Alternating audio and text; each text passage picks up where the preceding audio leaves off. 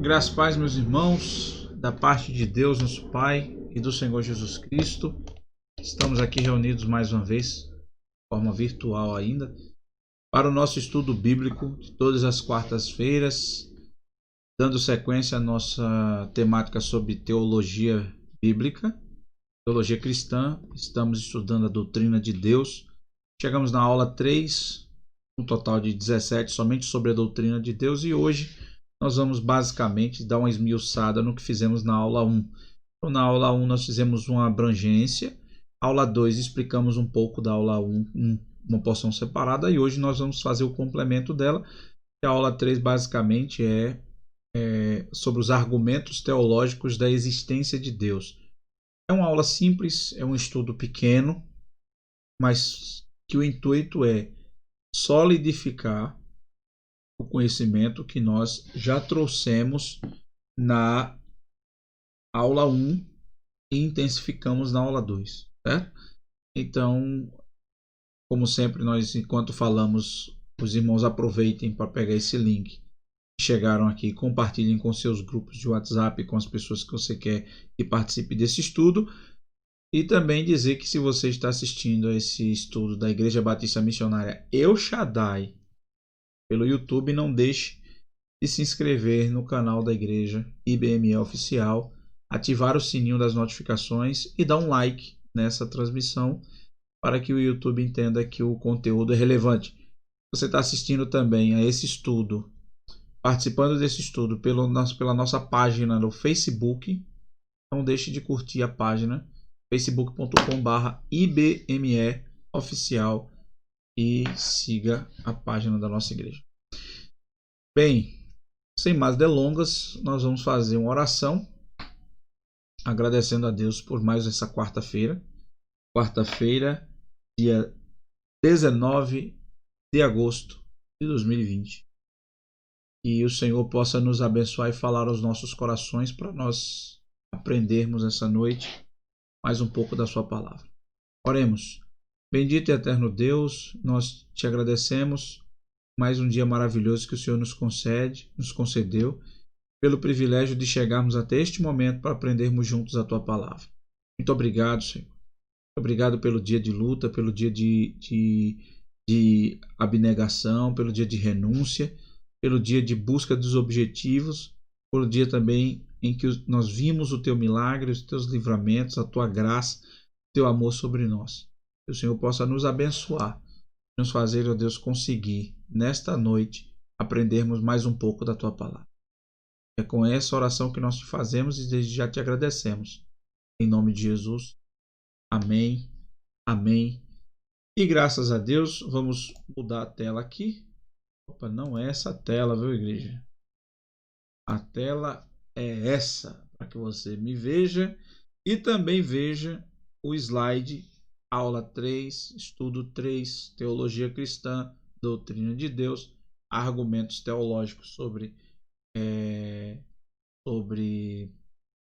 a existência de Deus, e vamos dar sequência. Aula 3, argumentos teológicos sobre a existência de Deus. E aqui chegamos. Introdução. Não sei se vocês vão se lembrar, mas nós falamos na primeira aula de várias provas da existência de Deus. E falamos de 4 argumentos que são argumentos lógicos e teológicos, são as principais argumentações da teologia para provar a existência de Deus. Existem várias outras, mas 4 são oficiais e provam a existência de Deus. São os argumentos tradicionais, chamados de argumentos tradicionais. Então, há argumentos, colocamos aqui para a nossa reflexão, elaborados por teólogos cristãos que, também refletindo filosoficamente, procuram demonstrar que há um Deus que cria, governa e sustenta todo o universo. Nesta lição, nós vamos estudar esses argumentos. A lição é bem pequena, é bem simples, o estudo é bastante conciso, mas o objetivo é que você massifique o entendimento, mesmo que seja em poucos minutos. Então, nós vamos estudar esses argumentos. Quais são os argumentos? Primeiro deles, separamos aqui, fizemos um diagrama. Argumentos da existência de Deus. Primeiro é cosmológico. E o que é que diz o argumento cosmológico? Que o universo explica a existência de Deus. E aí eu vou usar mais uma vez o exemplo do irmão Carlos Alberto, que na nossa igreja ele é um presbiteriano abatistado, está sempre nos ajudando na nossa escola dominical, está sempre conosco e graças a Deus agora voltou de uma intervenção cirúrgica no coração, tá com o coração novo em folha, para dar aquele pisão que ele dava no pé para dizer que estava amarrado quando dizia que era para a esposa pegar o cartão de crédito dele. Então, ele explica muito bem sobre essa questão do universo explicar a existência de Deus, falando das leis que existem no universo, na quantidade, nas bilhões de estrelas que existem espalhadas, nos sistemas, né? Nas galáxias, nos planetas, nos sistemas que envolvem os outros planetas, não só a Terra, e toda a orquestração que o universo possui, as suas leis, as suas regras, a questão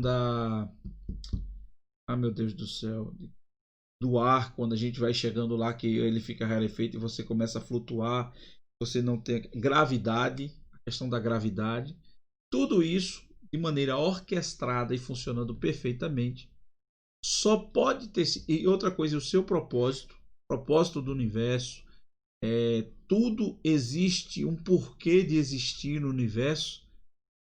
E a pergunta que não quer calar, e o argumento, e esses teólogos cristãos, quando refletindo sobre isso de maneira filosófica, eles disseram que o universo ele explica que tudo que existe nele só pode ter existido se alguém fizesse, se alguém criasse, se alguém produzisse. Não havia como uma produção do nada, uma simples explosão, provocasse uma orquestração tão perfeita como existe no universo. Então, no argumento cosmológico, que vem de cosmos, o universo explica a existência de Deus. E aí, como aplicação, a gente traz aqui, tudo que existe no universo é prova substancial da existência de Deus. É um argumento cosmológico. Então, pelo argumento cosmológico, o universo explica a existência de Deus. Tudo que nele existe, tudo que nele foi criado, toda a perfeição, toda a orquestração, toda a inteligência, sem ter alguém produzindo tecnologia para isso, só pode ter sido feito, só pode ter sido criado por um Deus soberano e poderoso, que criasse, orquestrasse e governasse e governa esse universo. O segundo argumento é o argumento teleológico. O que é que diz o argumento teleológico? Que os propósitos da criação explicam a existência de Deus. Né? Os animais criados, a cadeia alimentar, né? Os maiores consomem os menores, o propósito da fauna, da flora, da plantação e da terra, que é para o homem produzir, para o homem comer da terra, o homem que tem o propósito da criação de ser criado para dominar as criaturas da terra. Todos os propósitos da criação comprovam a existência de Deus. Como é que você pega um animal que você não precisa ensinar e ele começa a fazer e agir sem ele falar, mas tendo, crescendo e aprendendo com os instintos que foram lhe dados, né? Como é que você prova toda a fauna, a planta que você colocou hoje, daqui a uns dias ela já está florescendo? Como a natureza ela é perfeita, como a natureza ela é bela, como as coisas, mesmo com o homem tentando destruir por causa da corrupção do pecado que entrou no mundo a partir de Adão e Eva, nós percebemos que a criação, a natureza, você ter, como eu sempre falo, o planeta Terra, que 70% do planeta é coberto de água. e essa água não invade a porção dos 30% de terra que existem no planeta. Os limites que Deus dá às águas para que elas não invadam, porque ela tem poder, ela tem força, ela tem ímpeto para invadir. Então, tudo isso são provas da existência de Deus, né? Os animais, o cântico dos pássaros, o cântico do grilo que canta muitas vezes quando nós estamos transmitindo aqui, que até meu sogro já percebeu a captação do microfone para o grilo cantando no fundo do vídeo. Então, o grilo fazendo aquele cri, cri, cri, cri dele direto. Então, tudo isso são coisas da criação que você não consegue explicar, e isso foi criado do nada. Isso foi produzido por uma explosão. Isso foi evoluindo ao longo dos tempos. Você não tem como comprovar isso, porque isso dá muito mais trabalho comprovar do que você acreditar que tudo que foi criado para um propósito e que existe alguém por trás desse propósito que é quem governa e quem criou todas as coisas. Se formos para Gênesis, como já falamos no primeiro estudo, a Bíblia já pressupõe a existência de Deus. A Bíblia já começa dizendo que Deus foi criando cada coisa, dizendo que tudo que ele criou foi bom. E aí, quando criou o homem, disse que criou o homem e foi muito bom. Então, o homem foi criado para dominar as criaturas que existem na Terra, e a cada criatura, e cada vez mais que a gente estuda sobre a natureza e sobre as coisas, os instintos dos animais, animais que podem ser criados de forma doméstica, outros que só podem ser selvagens, outros que só podem viver na selva, e assim sucessivamente, uma série de coisas. Se nós formos começar a pegar o detalhe do detalhe, veremos como Deus é maravilhoso, como Deus é soberano, e como o argumento teleológico comprova que a criação prova e explica a existência de Deus. Então, olha aqui, falando sobre as leis da física, a gente pode ir em Jó 38:11 e ver o que Deus diz, o que Jó fala. Jó 38:11. Veja o que diz Jó 38:11. E disse: até tu que virás. Jó 38:11. Ou quem encerrou o mar com portas, quando este. 38:11. Estou lendo a partir do 8. Quando este irrompeu como se tivesse saído do útero. Quando eu fiz das nuvens sua vestidura e da espessa escuridão a faixa para ela, e quando estabeleci sobre ele o meu limite e coloquei barras e portas, e disse: até aqui tu virás, porém não mais adiante, e aqui ficarão as tuas ondas orgulhosas, ou seja, os limites que o Senhor Deus deu às águas da terra, ou seja, falando das leis da física, falando sobre as leis naturais. Jó 38:36, veja o que ele diz. Quem pôs a sabedoria no íntimo? Ou quem deu o entendimento do coração? Né? Ou quem deu o entendimento ao coração? O próprio Deus. Falando sobre a biologia, veja o que Jó diz em 39:19. Jó 39:19. Deste tu força ao cavalo? Vestiste seu pescoço com trovão? Ou seja, quem foi que deu força ao cavalo? O homem? Foi ele que vestiu um trovão? Então é uma pergunta retórica para deixar claro de que quem faz isso é Deus. Observe, se eu pegar do versículo 15.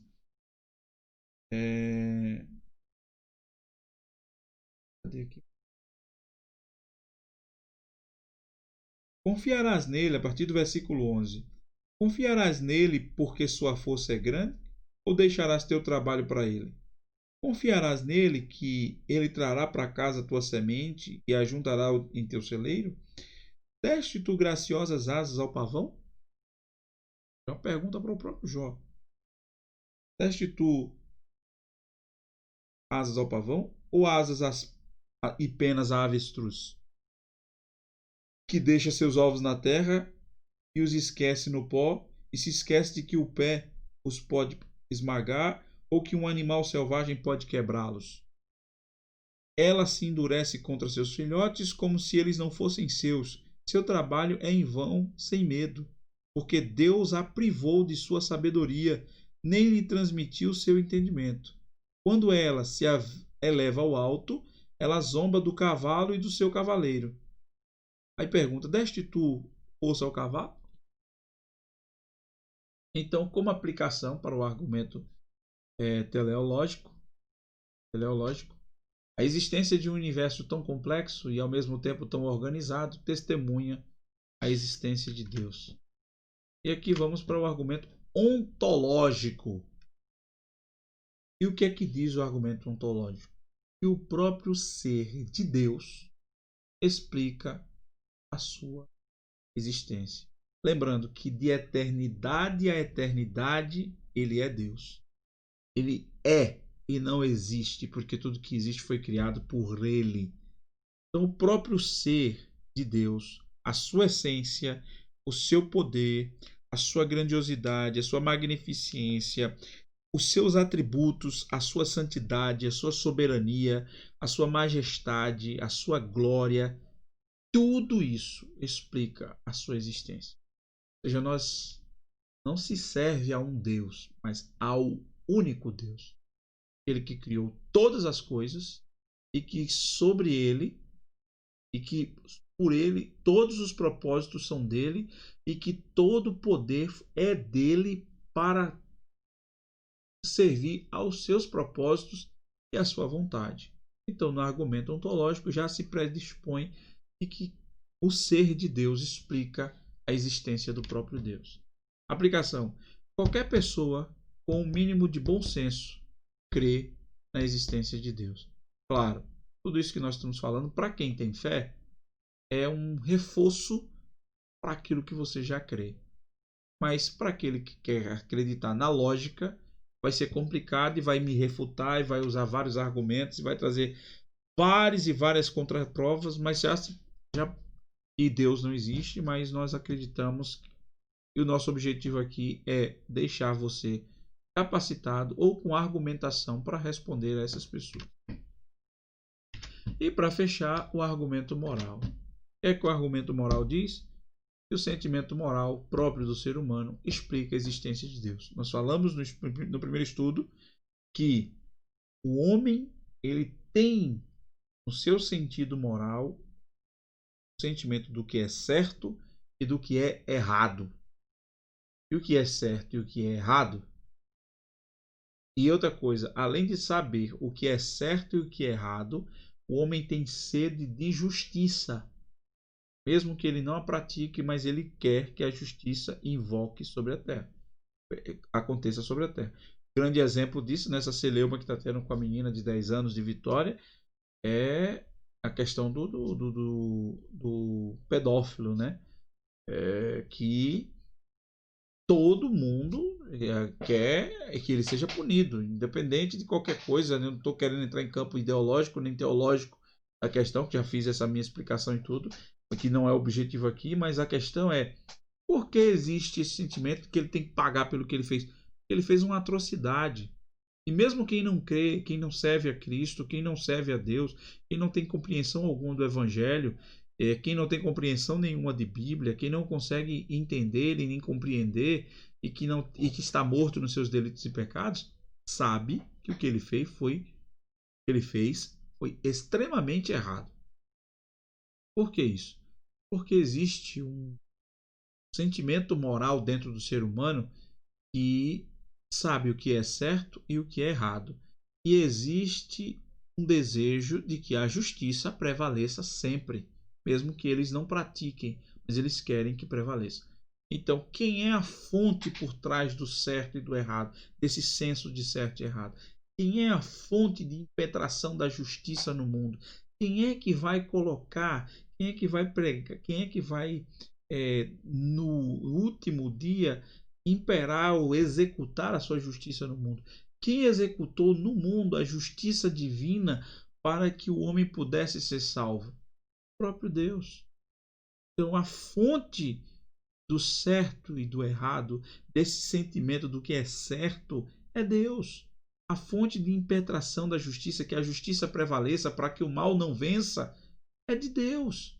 Então, esse sentimento, esse argumento moral que existe no homem já prova a existência de Deus. O homem não tem isso do nada, não tem isso do acaso. Por que isso vem de Deus? Porque ele foi criado à imagem e semelhança de Deus. Ele é a imagem e semelhança de Deus, mesmo que ele esteja manchado e morto nos seus delitos e pecados. Mas não tem como ele discordar de onde ele veio. Ele não tem como negar a essência de onde veio. Opa! Então, com relação à justiça vindoura, eu quero trazer o texto aqui de Mateus, capítulo 16, falando de justiça. Mateus capítulo 16, do versículo 16, versículo 27. Ele diz o seguinte: porque o Filho do Homem virá na glória de seu Pai com os seus anjos, e então recompensará cada um segundo as suas obras. Certo e errado, desejo de justiça prevalecendo. Jesus vem para recompensar cada um segundo as suas obras, mas a obra que ele fala aqui diz respeito ao que foi feito em relação ao reino, né? E todas as obras, inclusive as obras que nós fazemos aqui, porque as obras elas não servem para salvar o homem, mas as obras servem para condenar os homens. O homem não é salvo pelas obras, mas ele é condenado pelas obras. Por que as obras não salvam o homem? Porque o homem é pecador. Ele precisa que as obras que lhe salvem seja a obra de alguém perfeito. E só Cristo executou essa perfeição. Executou com perfeição o plano de Deus. E em Cristo, nossas obras elas são contadas para galardão, para recompensa, e serão dadas quando nós estivermos no céu com o próprio Cristo. Em segundo lugar, com relação à moralidade dos homens, vejamos o que diz Gênesis 3:22. Gênesis 3:22 diz o seguinte: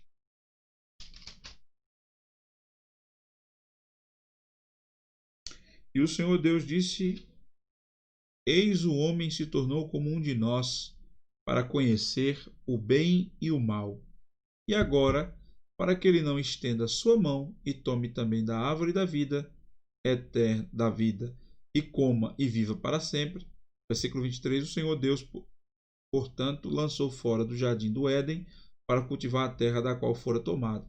Assim expulsou o homem e colocou no leste do jardim do Éden querubins e uma espada flamejante que se voltava a todos os lados para guardar o caminho para a árvore da vida. Mas o foco que eu quero dar é no versículo 22, quando ele diz: eis que o homem se tornou como um de nós, conhecedor do bem e do mal. Então, o argumento moral do próprio ser humano prova a existência de Deus. E conclusão, eu não disse que era curto o estudo de hoje. Conclusão, verificamos que esses argumentos encontram respaldo bíblico e podem ser recebidos como verdadeiros e úteis para uma boa apologia da fé cristã. Ou seja, nós não servimos a um Deus desconhecido. Nós servimos ao Deus que criou todas as coisas, a um ser espiritual, né? Deus é um ser espiritual, plenamente bom, e em santo amor cria, governa e sustenta todas as coisas. Nós servimos ao Senhor do Universo, que mesmo sendo o Senhor do Universo, achou que eu sou importante e mandou seu Filho para morrer por mim. Nós servimos ao Senhor dos Senhores, ao Rei dos Reis, aquele que nos tirou das trevas para a sua maravilhosa luz, que nos tirou do charco de lodo e nos tirou do caminho da morte e nos trouxe de volta para a vida, para viver com Ele para todos sempre. Que nós possamos glorificar e exaltar a esse Deus poderoso que nos resgatou e que é o Deus da nossa vida. Nunca desacredite na existência de Deus. E nunca na sua vida esqueça de um detalhe: que você não está só. Você sempre estará nos braços desse Deus poderoso que criou todas as coisas. Ele, pois, continue nos abençoando e vamos fazer uma oração agradecendo a Deus por esse estudo, em nome de Jesus. Oremos. Bendito e eterno Pai, nós te agradecemos por mais este estudo bíblico, pela oportunidade que o Senhor nos concede de aprender um pouco mais da Tua palavra e de crescer na Tua presença. Obrigado por tudo, Senhor. Obrigado, nos concede uma restante de noite de sono maravilhosa e nos prepara para o restante da semana. Nos prepara para a glória do Teu nome, para que nós possamos Te servir com alegria, cada vez mais ciente e consciente que servimos ao Deus dos céus, que criou todas as coisas e que mora no meu coração e que enviou o Teu Filho para morrer por mim e que derramou o Teu Espírito Santo como prova da minha novidade de vida. Muito obrigado, Senhor. Muito obrigado, porque é muito bom estar seguro de servir ao único Deus. Que o Senhor continue nos abençoando. Em paz me deitarei e dormirei, porque só Tu, Senhor, me faz repousar em segurança. Que o Senhor continue nos abençoando, em nome de Jesus, e até o próximo estudo. Amém.